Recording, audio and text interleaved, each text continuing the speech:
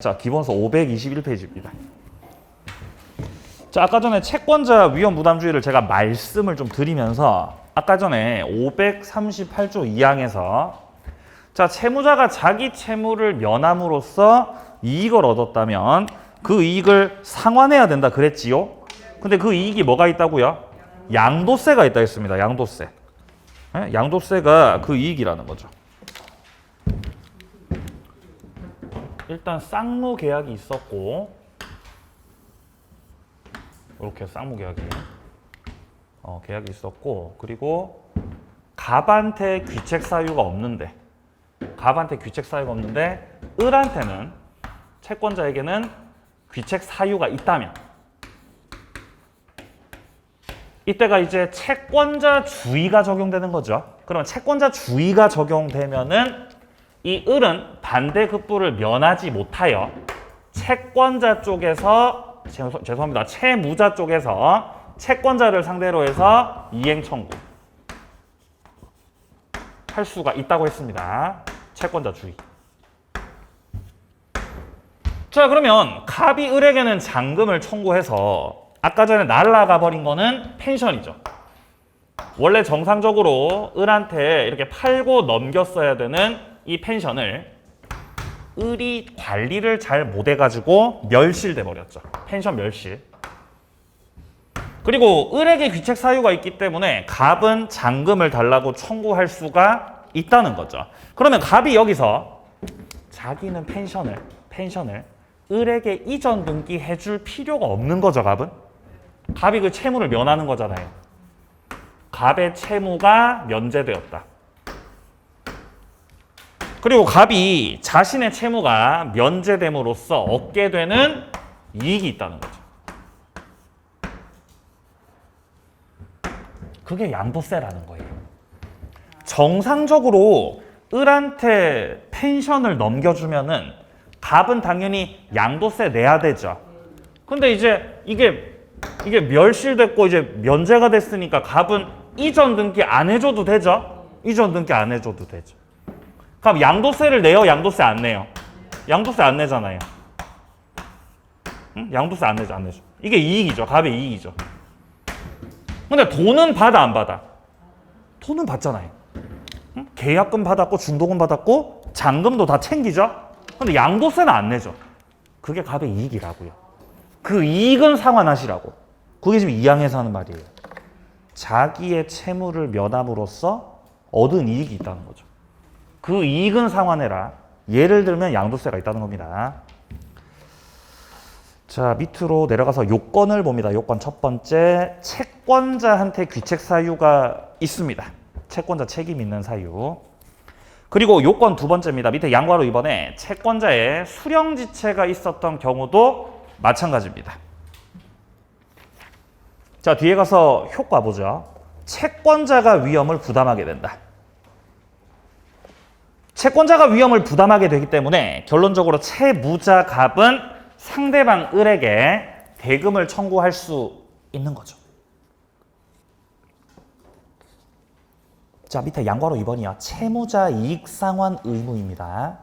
우리 책에서 나오는 사례는 펜션을 10억에 매매하면서 소유권 이전 등기 비용을 매 도인이 부담하기로 했어요. 원래 주로 소유권 이전 등기 비용 누가 부담하죠? 통상적으로 매 수인이 부담하죠. 근데 누가 부담하기로 했다고? 매도인이 부담하기로 했다고요. 그렇게 해도 돼요? 그렇게 해도 돼요. 정황이 나름이에요. 근데 매도인이 소유권 이전 등기 의무를 부담하기로 했는데 펜션이 멸실되는 바람에 갑은 이전 등기 안 해줘도 되잖아. 그럼 등기 비용이 들어가 등기 비용 면제됐어. 등기 비용 면제된 거죠. 그게 갑이 얻은 이익이라는 거예요. 그거 상환하시라는 거죠. 자, 여기까지가 위험부담이었고요. 자, 이제 오른쪽 가서 대상 청구권입니다. 자, 대상 청구가 뭐냐 이런 거예요. 자, 갑이 을한테 팔기로 했던 게 토지였어요.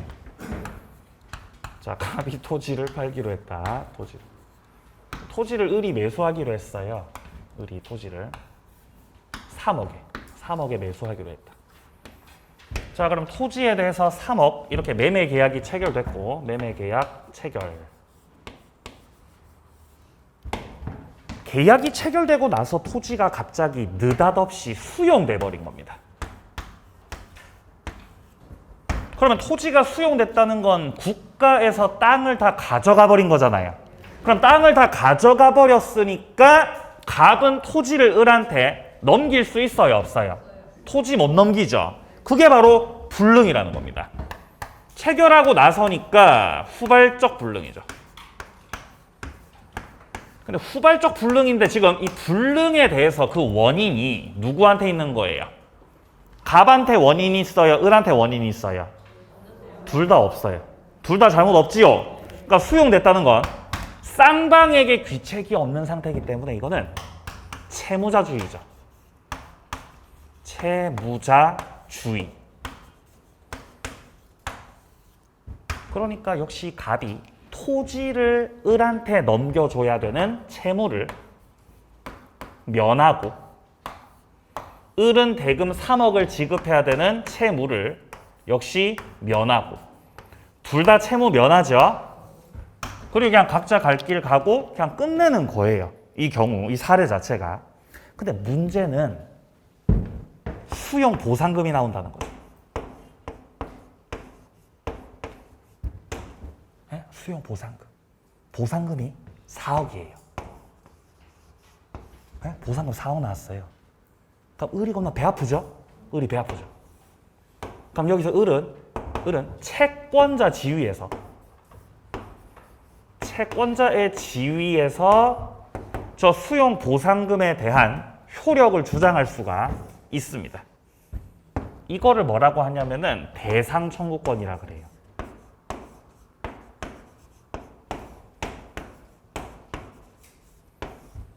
저당권자가 보상금에 대해서 효력을 주장했다면 그때는 물상대위라고 했겠지만 지금은 저당권자가 아니고 채권자 쪽에서 이 가치 변형물의 효력 주장하는 거죠. 이거를 뭐라고 한다고요?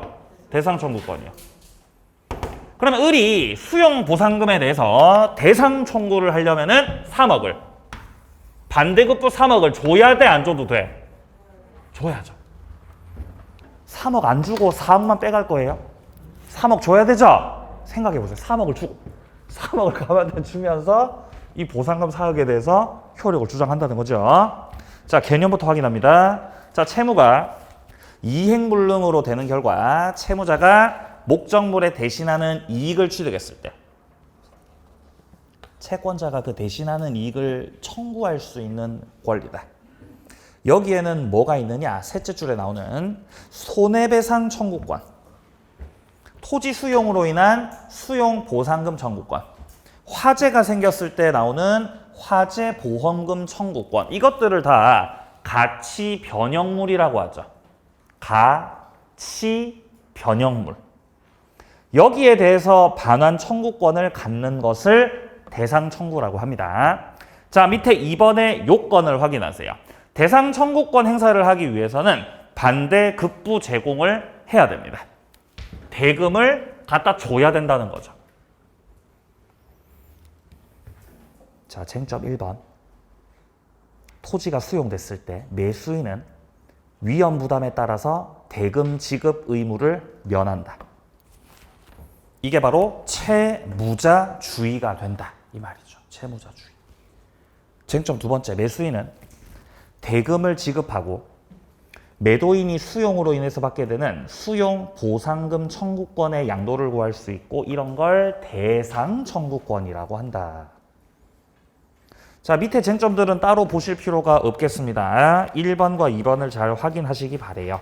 자, 그럼 이제 동시이행 항변권으로 돌아갑니다. 자, 동시이행 항변권은요 509페이지에 나오죠. 509페이지. 동시이행 항변권.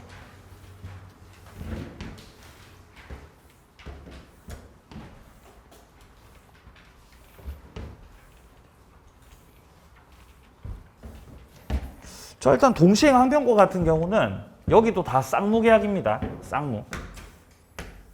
그러니까 양자가 채무를 지는 거죠.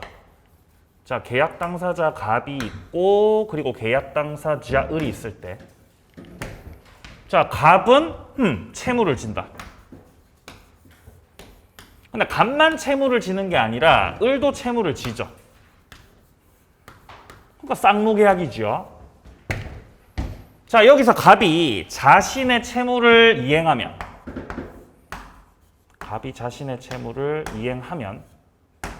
을도 이행을 하면 되는 거지만 문제는 갑이 이행을 하지 않을 때입니다. 이행을 하지 않고 지체하고 있다면 여기에 대해서 을도 이행을 안 하고 버틴다는 거죠.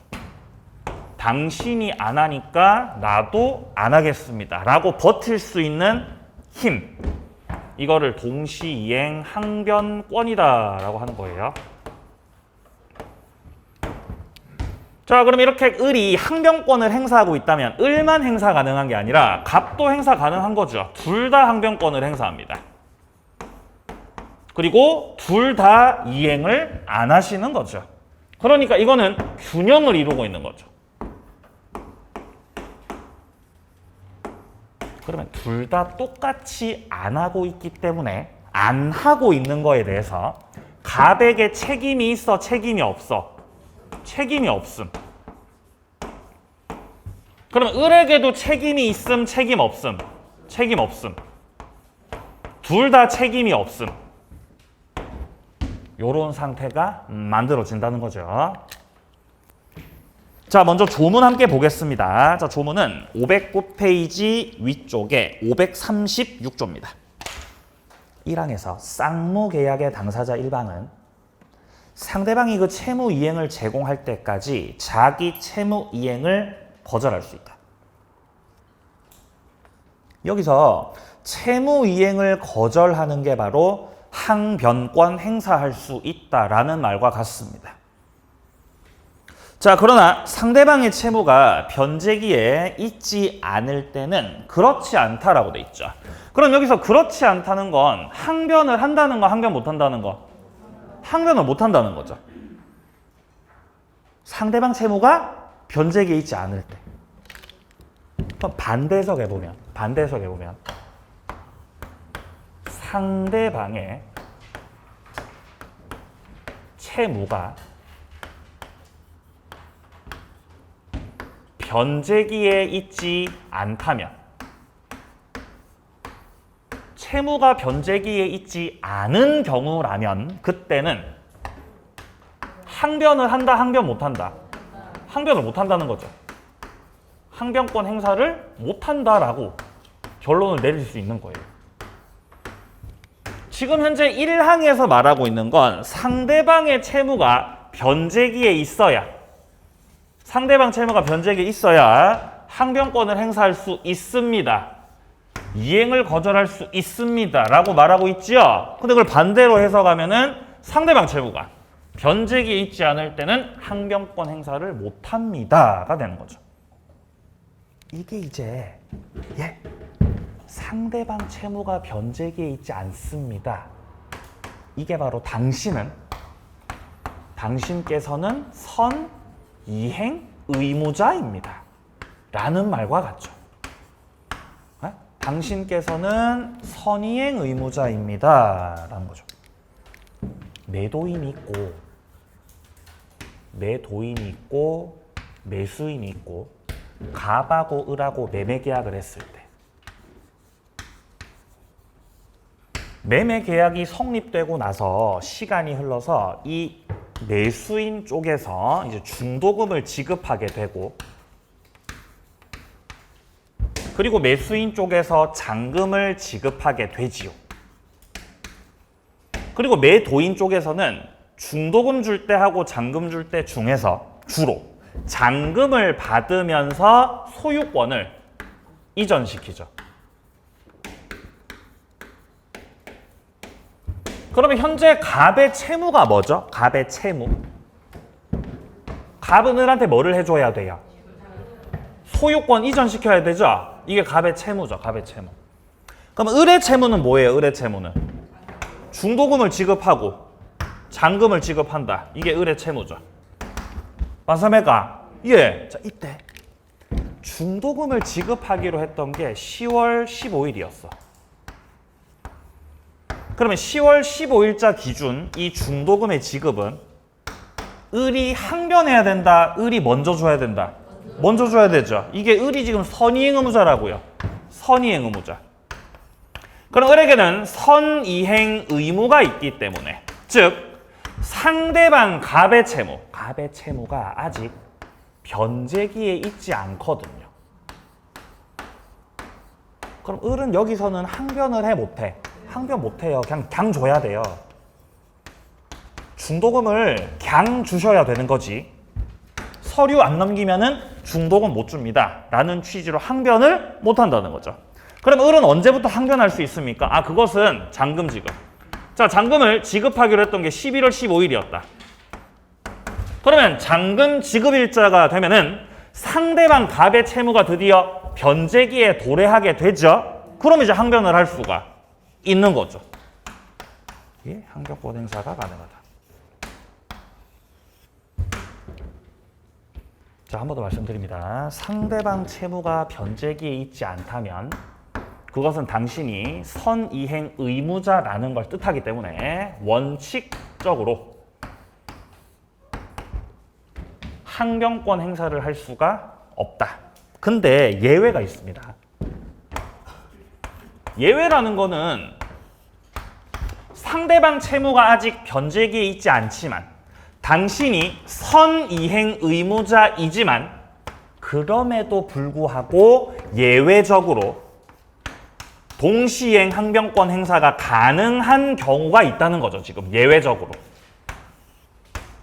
그게 지금 조문 박스 밑에 2항에서 나오고 있습니다. 2항에 보시면은 당사자 일방이 상대방에게 먼저 이행을 해야 할 경우입니다.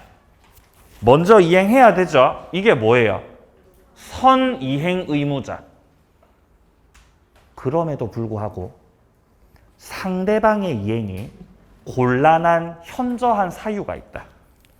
중도금 주려고 가보니까, 중도금 드리려고 가보니까 이분이 지금 파산이에요, 파산. 채권자들한테 둘러싸여가지고 지금 이제 도망갈 준비하고 계시는 거죠. 그럼 내가 중도금을 지급해봤자 어차피 그거는 뭡니까? 예? 그거 뭐라 그래요, 그거? 구멍난 장독에 물 붓는 거죠. 중도금 갖다 줘봤자 갑은 어차피 파산 직전이고 내가 물건을 제대로 넘겨받을 수가 없다는 거죠. 그러면 내 마음이 불안하니까 항변할 수 있는 거죠. 그걸 이제 불안의 항변이라고 그러죠. 예외적으로 불안의 항변을 할 수가 있다. 이게 지금 2항에서 하는 말이고요. 그리고 예외 두 번째도 있습니다. 자, 예외 두 번째는 중도금을 지체하던 중도금 지체 중 결국 시간이 흘러서 잔금 지급일자가 되었을 때, 그때도 예외적 항변이 가능합니다. 자, 그러면 일단 우리 성립 요건부터 바로 들어가 볼까요? 자, 510페이지요. 510페이지. 자, 동시행 항변권의 성립 요건은 우리 책에서 지금 세 가지를 열거하고 있습니다. 첫 번째, 쌍방의 채무가 대가적 의존 관계일 것. 그러니까 쌍무 계약일 것. 이게 첫 번째 요건이죠. 두 번째 요건, 상대방 채무가 변제기에 있을 것. 3번, 둘 다 제공이 없는 상태다. 자, 첫 번째 요건부터 내려가 보죠. 쌍방의 채무가 대가적 의존 관계에 있어야 한다. 그러니까 이 첫 번째 성립 요건 같은 경우는 동시행 항변권이 적용되려면 반드시 쌍무 계약이어야 된다는 거예요. 편무 계약은 안 된다는 거지. 뭐 예를 들어서 갑과 을이 매매 계약을 체결했다. 그럼 쌍무 계약이잖아요. 그럼 항변권이 돼, 안 돼? 되는 거지. 응? 매매가 됐다면. 그러면 매매 계약이 체결됐을 때 매도인 쪽에서 지게 되는 채무, 그게 바로 소유권을 이전시키는 거죠. 그리고 매수인이 지게 되는 채무는 대금을 지급하는 거죠. 둘 다 채무 지고 있는 거죠. 쌍무계약이라는 거죠. 근데 만약에 갑이 소유권 이전시켜야 되는데 그 부동산에 지금 가압류가 들어와 있습니다. 가압류가 들어와 있다면은 소유권만 넘긴다고 될 게 아니죠. 들어와 있는 가압류를 뭐까지 해야 돼요? 말소시키고. 가압류를 말소시키고 소유권 넘겨야죠. 이 채무들이 다 묶여서 동시이행 관계가 된다는 겁니다. 그러니까 갑이 아무리 소유권 이전시켜 준다고 해도 가압류 말소 안 시키면, 이거 안 시키면 을은 대금을 지급해, 지급 거절해? 거절하죠. 만약에 을이 양도세를 지가 내기로 했어. 양도세 내가 냅니다. 이렇게 했어요.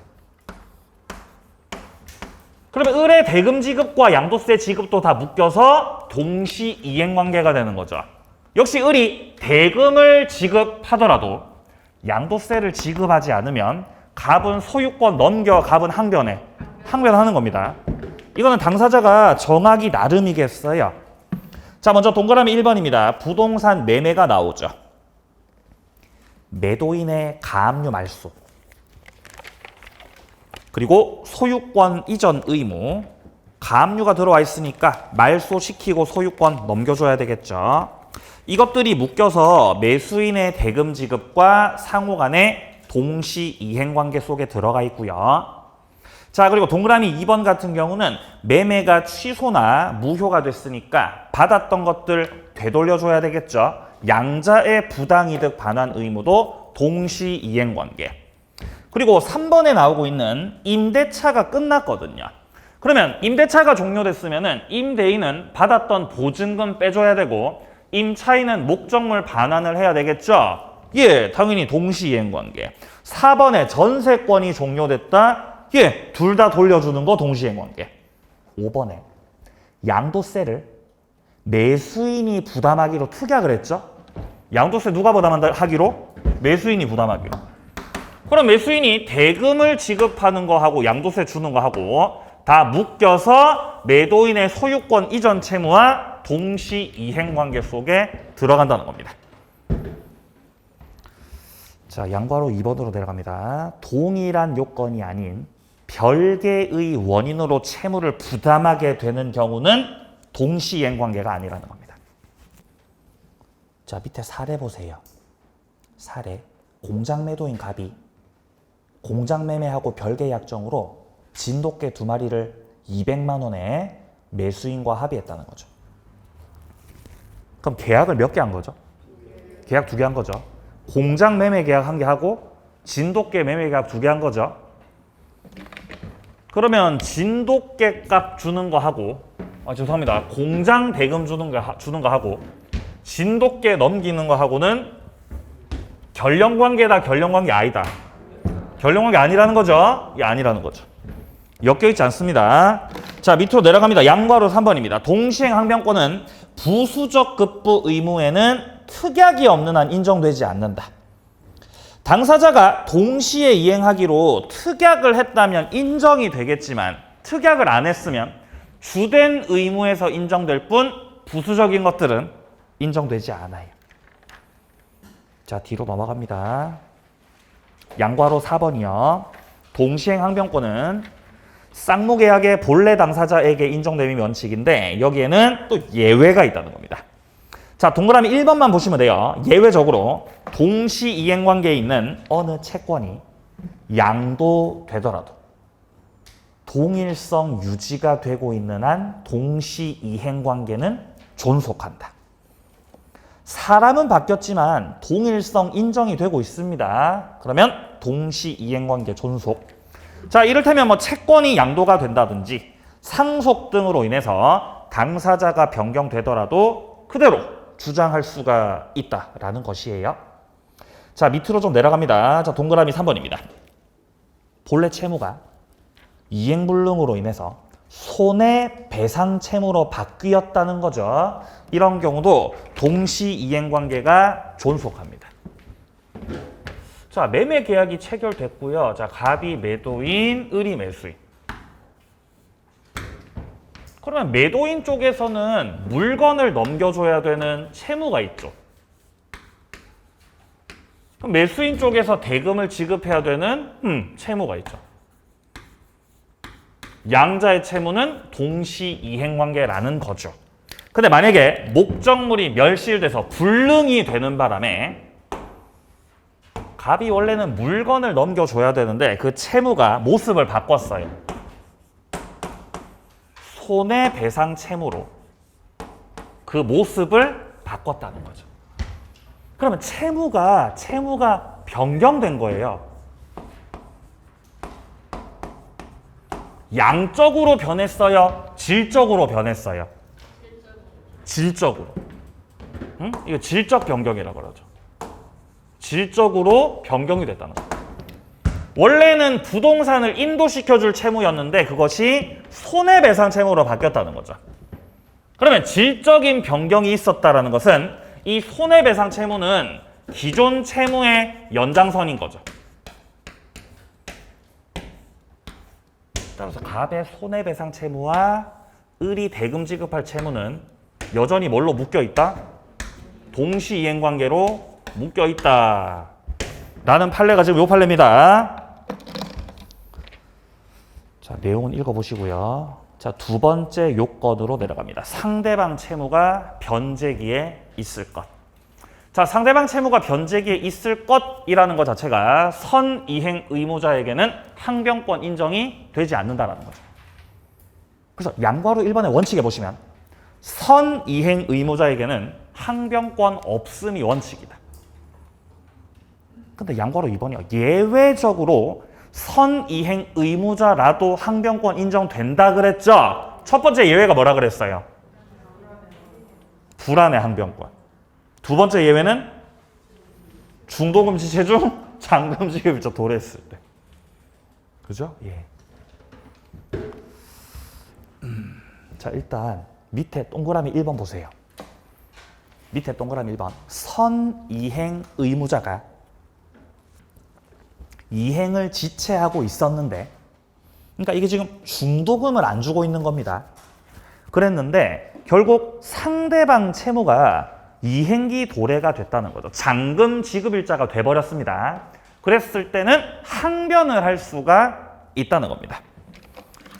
자, 물론 갑과 을이 계약을 할 때 중도금을 10월 15일자로 지급하기로 했기 때문에 요 날짜를 기준으로 해가지고는 항변권 행사를 할 수가 없죠. 16일에도 못하고 17일도 못하고 계속 못하죠. 항변을 못하니까 이거는 을이 이행을 하는 거다, 이행을 지체하는 거다. 이행 지체하고 있는 거죠. 근데 한 달 동안 계속해서 이행을 지체하다 보면 결국 11월 15일자가 탁 됐을 때는 이때는 상대방 갑도 채무가 변제기 도래한다는 거죠. 그러니까 이 날짜 이후가 됐을 때는 이 을은 이행지체다, 이제는 이행지체가 아니다. 이제 이행지체 아니에요. 이제는 을도 할 말 있습니까? 할 말 있어, 없어? 할 말 있죠. 너도 이제 서류 줘야 되잖아, 이 양반아. 그러니까 이제 항변할 수 있다는 거예요. 할 수 있다는 거예요. 15일 전까지는 할 말 있어, 없어? 이 전까지는 할 말 없죠. 그러니까 이행지체 중이니까 이때는 이자가 가산이 됩니다. 한 달 동안에 이자가 가산이 되는 거죠. 지체에 대해서 책임지는 겁니다. 근데 잔금 지급일자 이후서부터는 더 이상 이자가 가산되지 않는 것이죠. 그러니까 결국 을의 중도금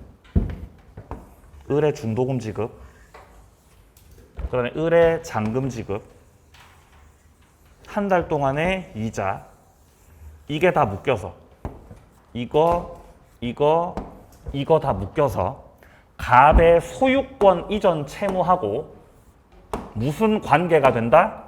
네, 동시이행 관계가 된다는 거죠.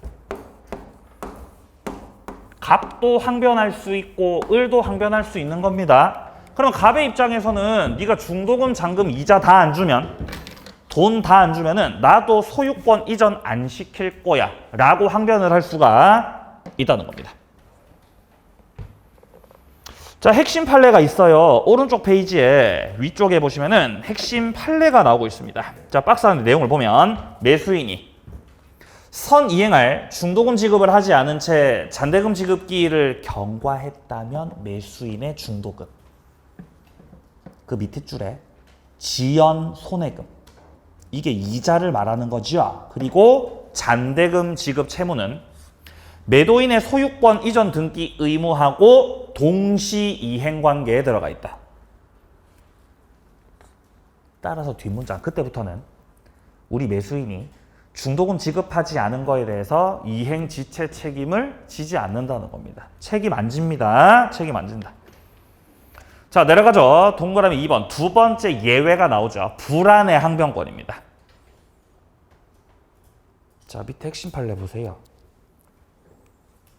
상대방이 먼저 이행을 해야 되는데 이행이 곤란할 현저한 사유가 있는 때란 어떤 경우를 말하냐? 둘째 줄에 나오고 있죠. 상대방의 부도, 신용 불안, 재산 상태 악화 이런 것들이 현저하게 이행이 힘든 경우라는 거죠. 이행 곤란한 상황. 이때는 항변할 수가 있어요. 자, 여기까지가 두 번째 성립 요건이고요. 이제 세 번째 성립 요건 이어서 나오죠. 자, 여기서는 뒷페이지에 나오는 판례 보고 넘어가면 됩니다. 판례를 보고 넘어가요. 네, 이건 작동 원리를 좀 이해하셔야 돼요. 작동 원리를 이해합니다. 일단 쌍무계약이니까 둘 다 채무를 지죠. 갑도 채무를 지고 을도 채무를 지고 둘 다 채무를 지죠. 갑에게는 채무가 있고 을에게도 채무가 있다.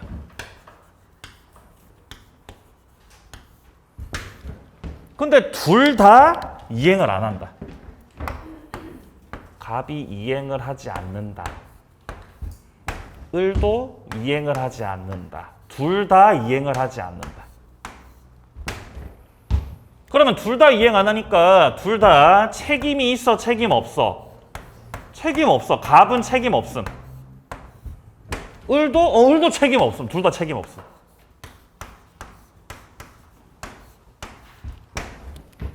그러면 둘 다 책임이 없으니까 갑에게는 동시 이행의 항변권이 있는 거예요, 없는 거예요?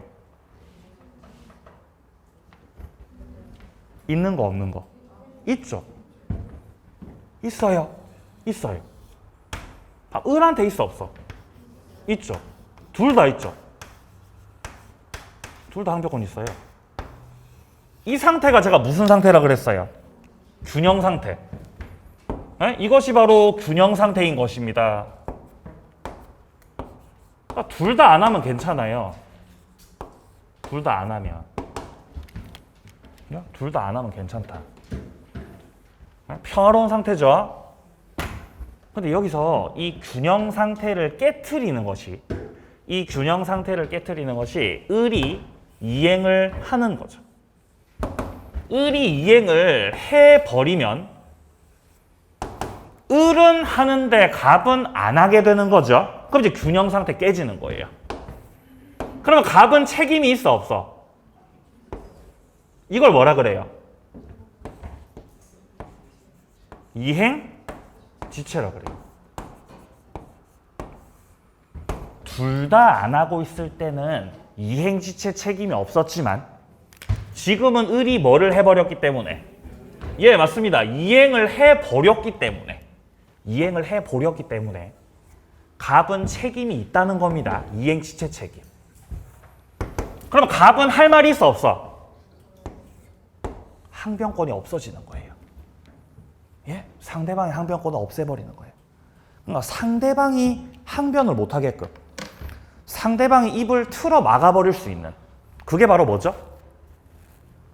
그게 이행이에요. 그게 바로 이행이라고요. 그러니까 저녁에 너무 배가 고픈 거예요. 근데 냉장고를 열었는데 아무 먹을 게 없는 거예요. 장을 봐왔죠. 네? 집사람이 장을 봐왔어요, 이렇게. 근데 고기가 없는 거예요. 다 풀떼기밖에 없어요.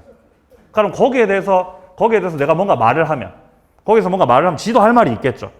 쥐도 할 말 있겠죠? 근데 그 입을 틀어 막으려면, 그 입을, 그 말 못하게 틀어 막으려면 내가 뭐 하면 돼요?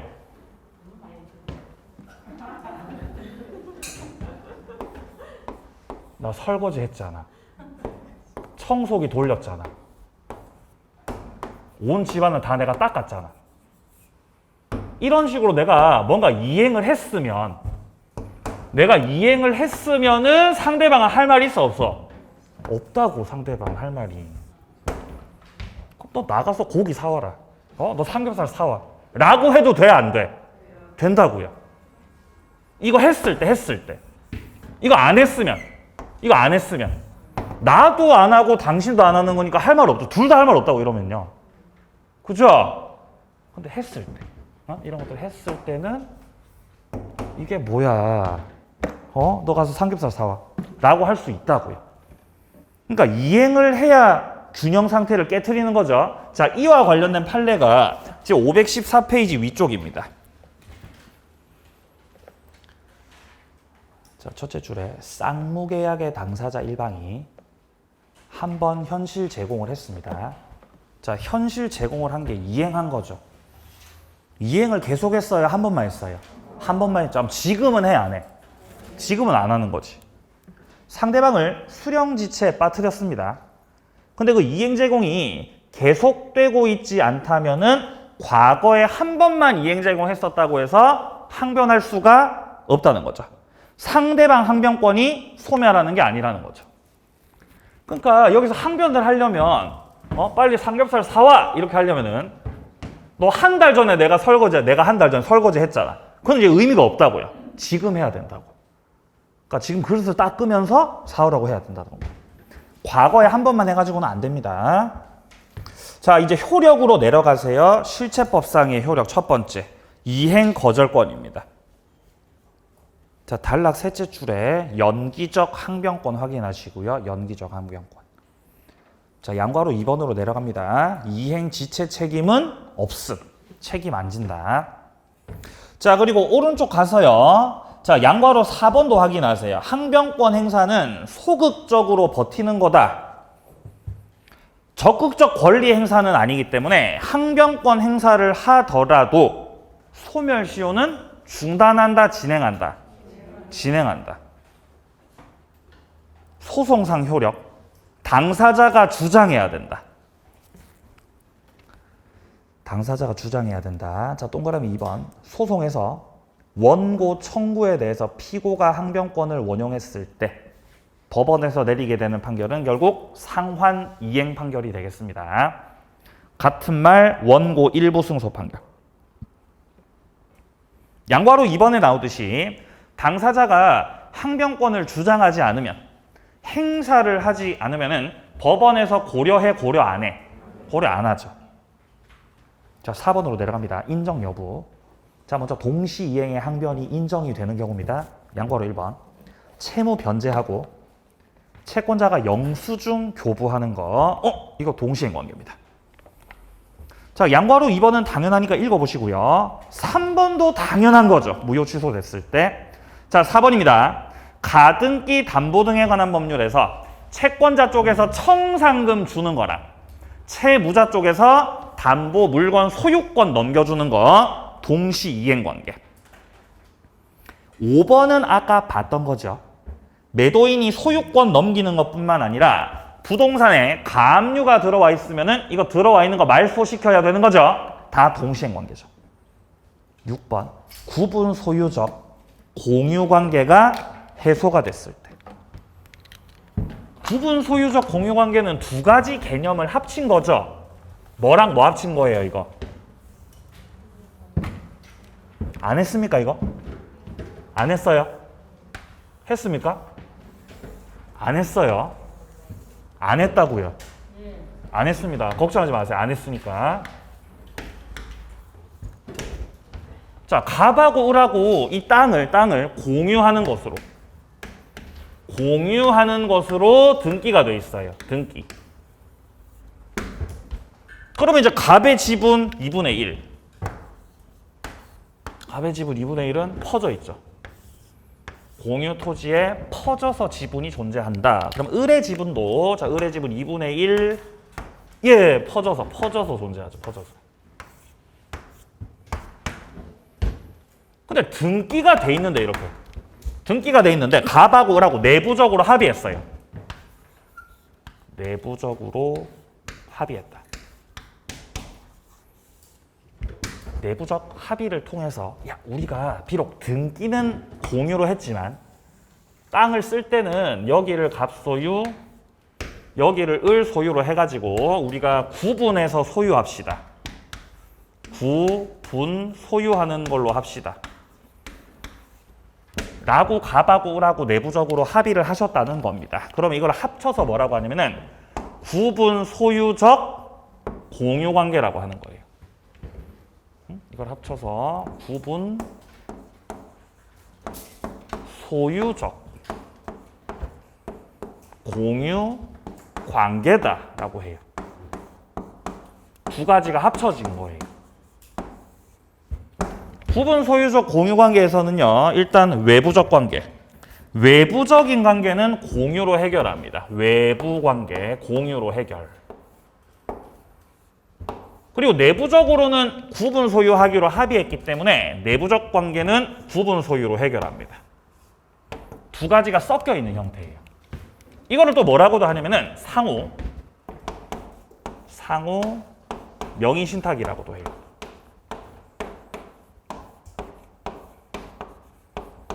둘 다 명의 신탁하고 있다는 거예요.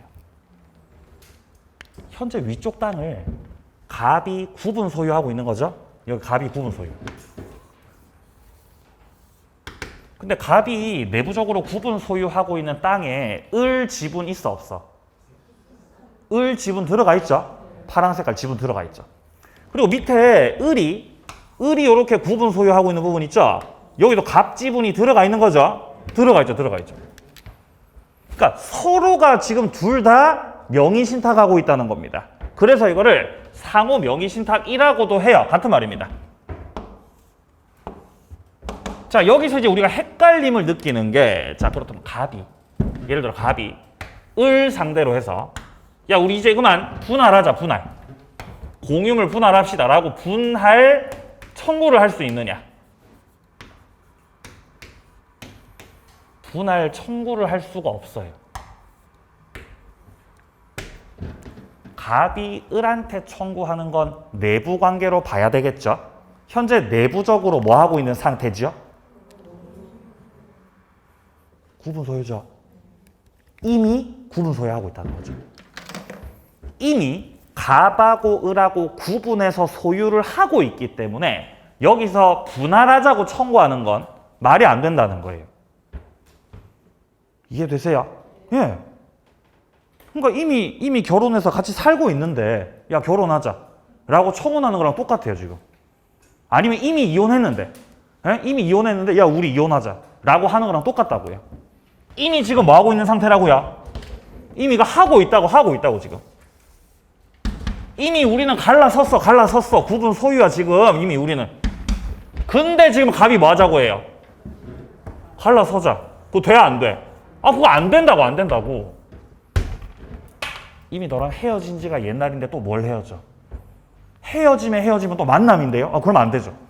그죠? 분할 청구 안 된다. 그럼 여기서 우리가 이 관계를 끝내려면 어떻게 해야 되느냐? 이때는 이 상호 명의 신탁 관계를 해지하셔야 됩니다. 해지.